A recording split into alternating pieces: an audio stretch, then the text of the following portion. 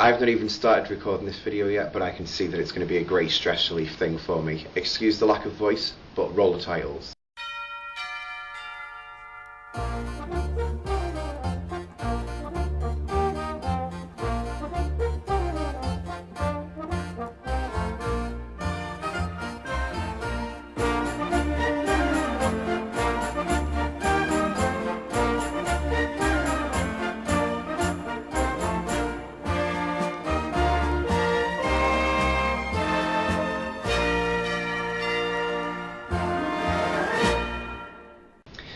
So there's some things that have been happening now for quite some time, and this video may well go on for quite some time, but I will try and edit it down to be as quick as I can, because I swear to God I've got so much to cram into this.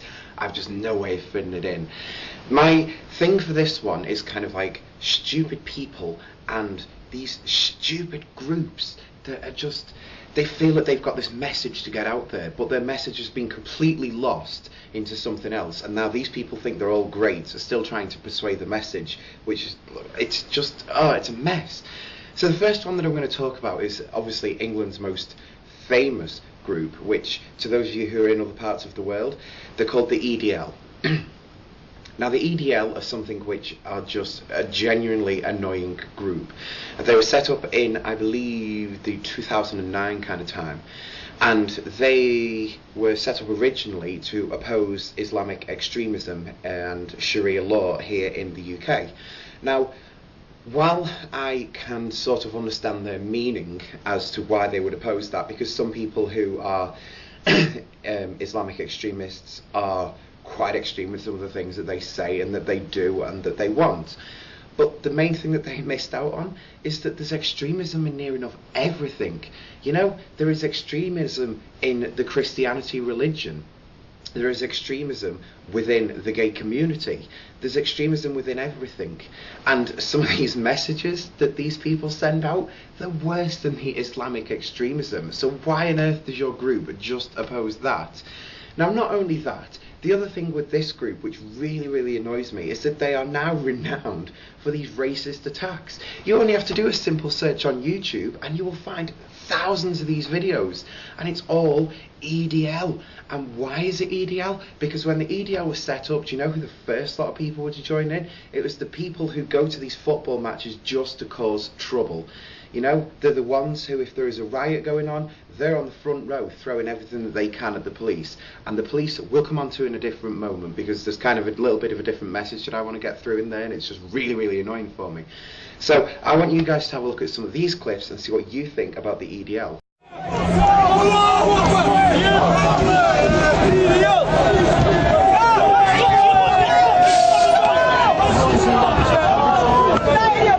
Fascist scum! On Fast Street! Fascist scum! On Fast Street!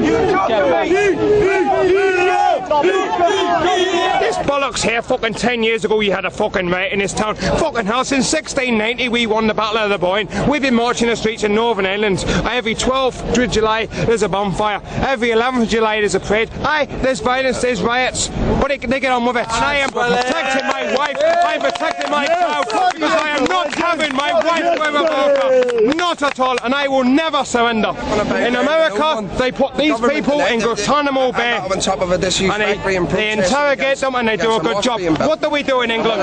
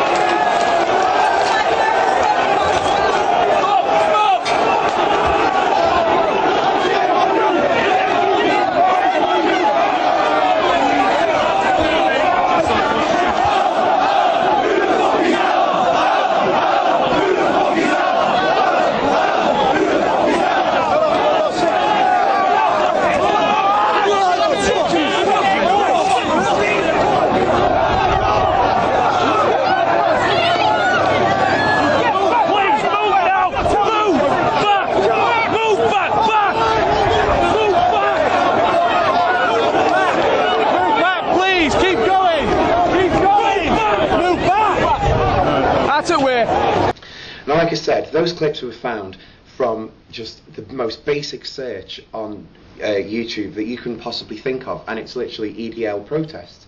And it doesn't take long for you to start coming through these fucking racist videos, and there's no need for it at all. Pardon my French there, that kind of just slipped out, but I'm really, really angry about this group. And you want to know the main reason I'm angry about this group? Is because on Twitter there are so many different accounts that are from like EDL supporters to, I think there's like 3 or 4 different EDL official accounts and everything like that, right? And all of these people have got different ideas and different things and everything, and there's hundreds of websites about the EDL and what they stand for and everything, but yet very few of them will actually say the only thing we're opposed against is Islamic extremism. And you want to know why they're opposed against Islamic extremism? You want to know why? Because where this leader is from, and I only call him a leader because, and I have to go like that when I call him a leader, because he couldn't lead piss into a bottle if he was stood in front of it, right? And you know, that's kind of just the basic thing. But where he was living at the time, which is like down south, right, there was an Islamic extremist group, and they had members, which there was about 4 or 5 members. There really isn't many members in that group, right? And they have this thing, and they're like, yeah, we want Sharia law in England, because in other countries, you know, we have it there, and they don't have these drinking problems that you have here in the UK. They don't have as many problems with law and all that sort of thing.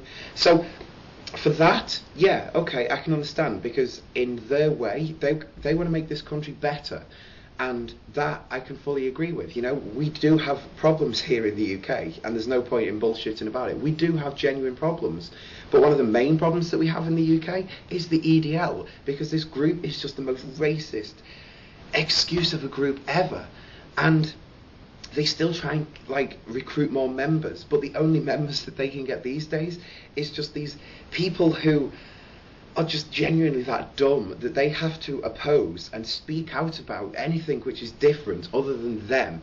And you know what they are? They are the most illiterate people that you could ever want to come across in your entire life.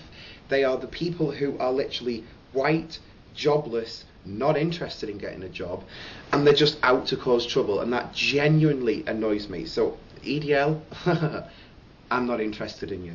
And by the way, if I ever come across you on Twitter again and you try to have your little attack against me, you don't want to know what I'm going to be putting back to you, okay? I always love rambling on about some of the things that happen on Twitter, and me versus the EDL, that's quite a common fight on Twitter at the moment, so fun. Now, the other thing that I wanted to talk about is these people who protest against the government. Now, here in the UK, when we got the coalition government in all those many years ago, we had several changes come into us. I mean, let's face it, this country was going down the shitter and quite fast. I mean, we've been under Labour for like 2 terms, and we had banks that were getting bailed out for billions of pounds, yet not one person held accountable for that to happen. We've had like the VAT having to be put up because the government is skint. You know, they have no money, so they need to bring in money. And obviously one of the things that goes in with bringing in money is they need to cut down on the outgoings of the government. Kind of like the same thing that every single person in this country has to do if they don't have the money, right? If you don't have a job and you only have like the job seekers, and that's like what, £60 something a week or something, you obviously can't afford something which is going to cost you £100 a week, so you have to cut that. You know, your income gets cut down, your expenditure has to get cut down. That's the way it goes. Yet when the government does this, oh no, people don't like that. And why don't they like it? I don't know. These people have no reason. You know, one of the things that really kicked off not that long ago, and I think they did it like about 3 or 4 times or something like that, they caused trouble because the government turned round to kids and they said, you know what, okay, we respect that you're trying to better yourselves if you're going to go to university, but we genuinely can't afford to be paying the amount of money that we are doing when you're only paying like three and a bit thousand pounds to go to uni in the first place anyway. So we're going to have to put that up. And the way that we're going to put it up is we're going to let the university decide how much they want to charge you. Now we're going to set a limit of this of £9,000. Anything over that, yeah, they can't charge it to you because that's not fair. But they can charge up to £9,000. Now with that, the government cut down the amount that they were paying the universities to teach the students. So although this £9,000 doesn't quite cover it, it means that the government has a lot less to spend on the students. And that's fair enough. I genuinely agree with that, because university isn't a forced thing. You choose to go to university. And I'm sorry, but if during these hard times you choose to go to university, yeah, you've got to have to pay a little bit more, because that's the way it goes. And the other thing that goes with that is that these students are actually quite lucky as well, because in other countries, students pay a hell of a lot more to go to university, right? And you think that £9,000 is tough? You are still getting off lightly. So these groups of students got together and they said, okay, well, we're going to protest about this. Now, first fair, when they came to organising these protests, they said, oh yeah, it's going to be a really peaceful thing, and we're going to march through here, and we're going to be chanting whatever and hold the banners and everything. That's good. That's great. That's a good protest, right?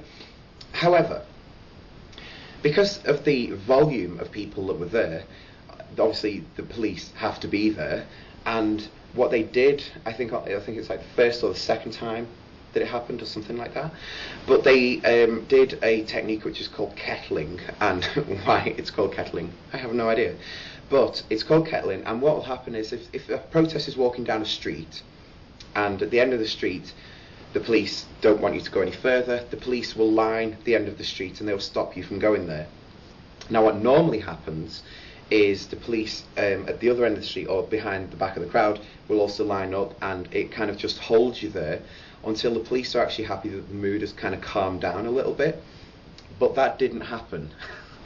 That really didn't happen. And something immensely disgusting happened, and it genuinely changed my mind. And have a look at this video.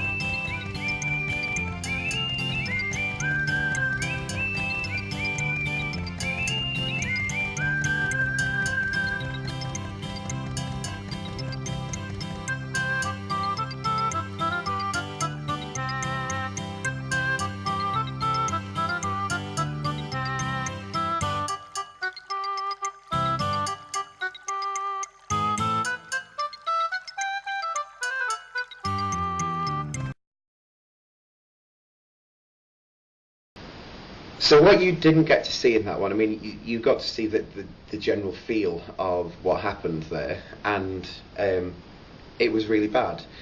But what happened partway through was that the police were still getting things thrown at them, and all these chants, and people were crazy. So what happened was they had a group of horse police, and obviously the police mounted on the horses, and the police line separated, and these horses just came galloping in. The reason for that to happen is to disperse the crowd. You know, there's a crowd of thousands of people in front of the police, and they're trying to kick the shit out of them, throw things at them, set things on fire, everything like that. So the police horses were sent in to disperse the crowd. Now that genuinely did happen, because every single person saw a horse run into them and thought, oh shit, I better move. So these people moved out the way. Great. The police horses, if they go into somewhere, they will normally hang around for a minute or two and see if that technique is working. What happened on that day? Well, these students, these educated students, right? These students who are, you know, we're living in a day and age where animal cruelty is not meant to be acceptable. But what happened? These idiotic people turned around and they were hurling bricks, wood, bottles, anything that they could get their hands on, and they were throwing them at these police horses. Now that is disgusting, and that is the moment when my mind turned around and went, you know what, students, completely go and fuck yourselves. And I've genuinely had it with you. Your message has been lost, right? I genuinely couldn't give a shit. In fact, I hope it's more than £9,000. You evil, dirty scumbags. Like, I would genuinely rather have illegal immigrants in this country rather than you. That is disgusting. In fact, you know what I did? I actually put it on my Facebook and I said, you know what? After having seen what I've just seen, I genuinely hope that it goes more than £9,000. You know, I want it to be that these students are flat on their arses, genuinely wanted that to happen, because I'm sorry, I don't agree with animal cruelty in any way, shape or form, unless it's like a really creepy crawly that's going to kill me, then kind of, yeah, that's acceptable. But I genuinely have this thing, and you know, these horses went in there to disperse the crowd. Now they did disperse the crowd, fair enough, can't argue with that. But when you're going to throw things back at them horses, trying to cause injury to them horses, no, don't agree with that. You know why I don't agree with that mainly? And it's not because of animal cruelty or anything, but what power in the government has that horse had to do with the fact that you students are having to pay more? You know, what did the horse do? Did the horse go in there and say, I want the students to pay £9,000 to go to university? No, it didn't. The horse had nothing to do with your cause, yet you still try to do that to that innocent animal, and that is genuinely disgusting, and I couldn't stand it. So I'm kind of like really losing my voice now. So before I lose it completely, I'm going to sign off. So thank you guys for watching, and I'll see you all later.